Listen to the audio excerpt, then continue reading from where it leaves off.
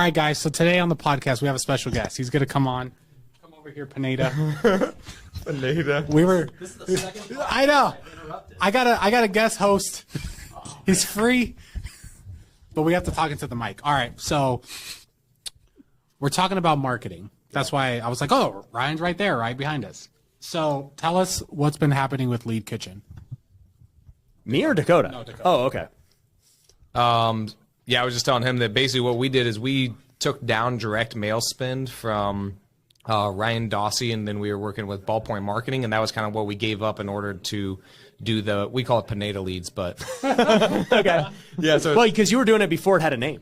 yeah, So that's true. yeah. So we call them Pineda leads. So that's what it is in our CRM and stuff. But basically, we were also working with another company that was doing very similar stuff called Direct to Deals.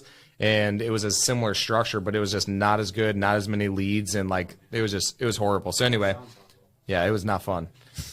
And so yeah, now we just began a lot of leads, and I mean, cost per lead has went down. I remember whenever it first started, it was like $200, and I was like, wait, Ryan told me it's gonna be like 50, and they're like, I think you might have been being a little optimistic. I'm like, that's not what I want to hear. So anyway, it's now it's closer to like $80 per lead, and then we're starting to get crazy amount of leads. Like our acquisitions guys are like, dude, they're on fire, and like we're getting a lot of them. We're closing deals from it, so it's been awesome. I love it.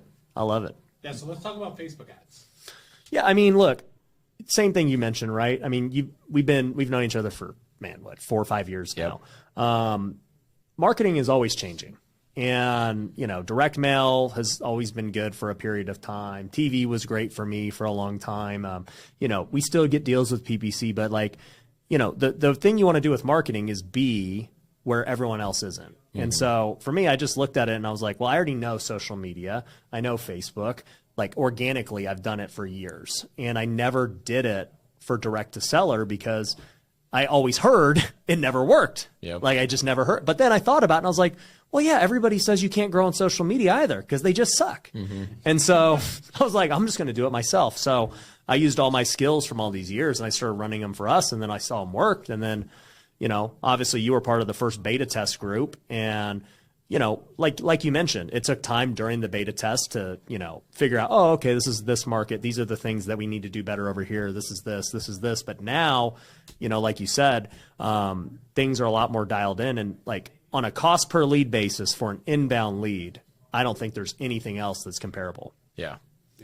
I got a question for you then, because I was thinking about this. I was like, I don't know. I always think about why you do what you do. And so then I'm like, man, I feel like it was a really good strategy because I feel like it's kind of like Grant Cardone. So I'm just curious if you were like, okay, how can I get my face, my name out there more, have somebody else spend the money on the ad? And then now it's just like, it's like a win-win because now we're getting leads for cheaper, but then you're actually getting your name. More exposure. Yeah, more exposure out there, but somebody else is paying for the ads. Was that like part of the...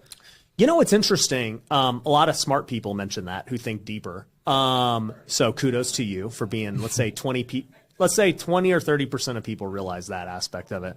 I'll say this is truthfully, I'm indifferent on it for a couple of reasons. One is, I'll get more exposure with sellers and stuff, but sellers aren't the people following me buying my other stuff, right? So like Ryan Pineda doesn't have a ton of credibility with sellers. They don't even know who I am. 100%. Now, they could go and Google and watch YouTube, and then maybe that helps convert some of those people who are like, oh, okay, this guy's legit. Like, I can go see some other stuff he's got. So I do think that actually happens. So I think it performs well for that front. But on the bad side of it, my goal one day is to sell Lead Kitchen. Mm-hmm. That's my goal, truthfully. And, I'll have to remove myself from it to make it sellable at some point. And so, as time goes on and as things grow, at some point I'll have to, figure out how to do it without me. And it won't be hard, truthfully, because I don't think my brand, Ryan Pineda, is making the ads good. Right. What makes the ads good is that I'm good at delivering the message. Mm-hmm.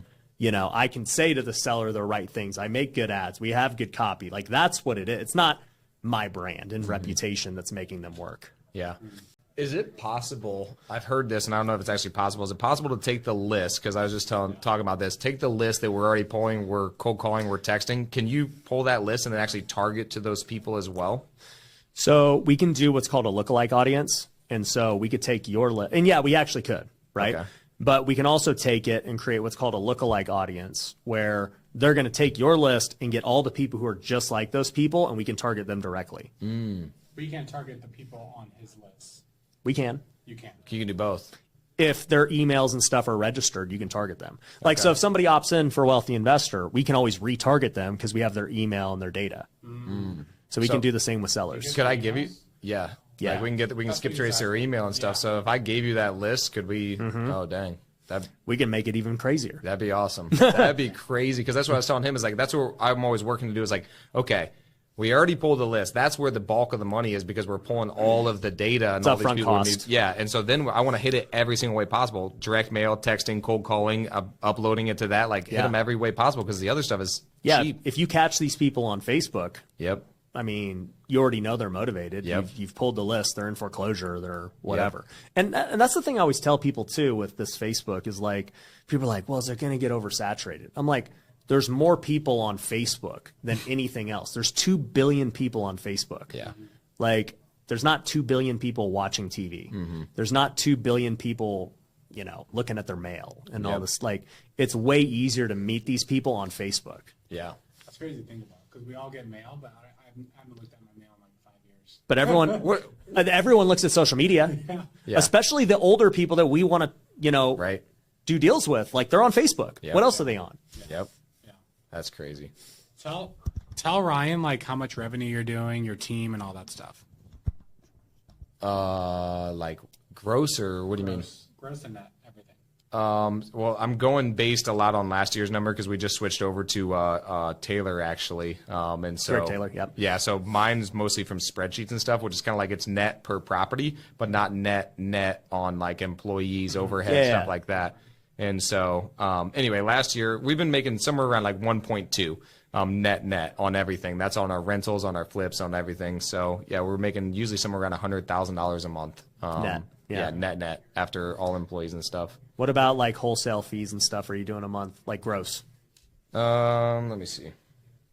I think I was asking you this too while you're looking it up, but when we first started doing Lead Kitchen, I was asking you like what your average assignment was, and because for me, I just try to reverse engineer it. Like, this is a good math question or a math lesson for everyone, and you'll be able to confirm it. But the way you just figure out whether or not marketing is worthwhile is you simply take the cost per lead starting out, right? Then you say, how many leads does it take to get a contract? Okay. And so if I know Dakota's leads are $80, let's just say 100 for easy numbers. And then I know that it takes 20 leads for Dakota to get a deal. That may or may not be the number. I don't know. Then I know it's going to cost $2,000 to get one contract. And then I'm going to say, he doesn't close every single deal that goes in a contract. There's going to be fallout, whatever. But let's just say, for, once again, easy numbers, 50% don't work out. So now you're at $4,000 to get a deal. And so then we just got to look at, well, what's your average assignment? If your average assignment is 20 grand, you're making 5x every dollar you spend. That's an amazing. If I had a money printing machine where I put $1 in and I got 5 back, I'm going to make a lot of money. Yeah, our average wholesale is 16.7 basically, so almost 17,000. Okay.